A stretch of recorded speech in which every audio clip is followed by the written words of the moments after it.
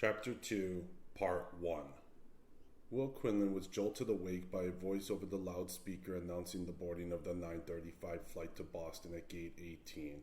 He had dozed off for about 20 minutes in the airport lounge chair while his wife Anne had gone to the duty-free shops to purchase a book and some snacks for the flight.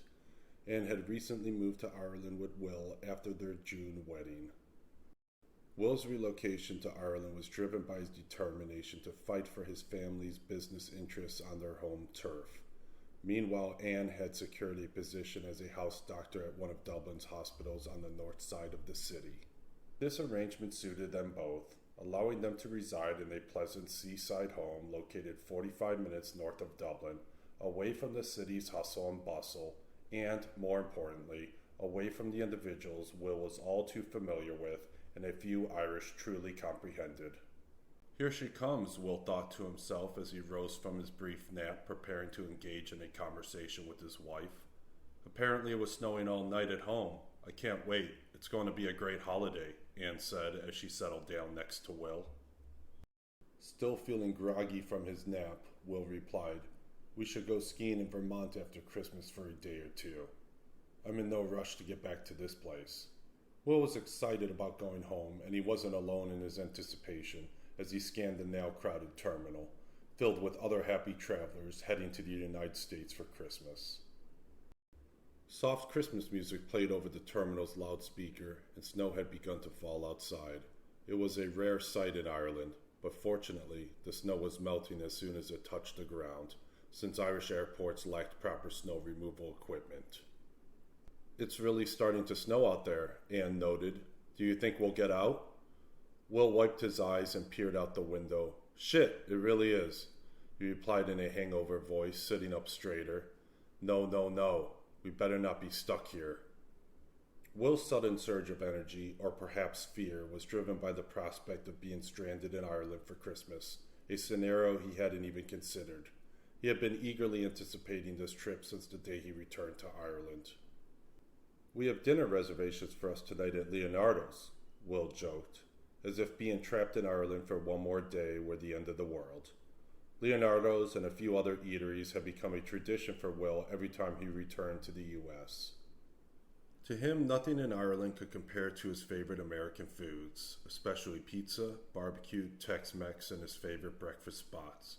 Will also missed the convenience of American superstores that had everything one could need under a single roof. But his favorite foods were truly what he missed the most. He had a hard time stomaching the full Irish breakfasts nowadays, although he considered the Chinese restaurants to be better than average. But it wasn't all bad. "Is there anything else you think about other than food?" Anne laughed, sharing her excitement about going home to her dad, two brothers, and all her friends. "You know Leonardo's has the best pizza," Will said, smiling, but looking a bit worse for wear after a big night out in the town. Anne replied with a laugh. "I know, I can't wait either. The fast food you just inhaled will keep you going for a while.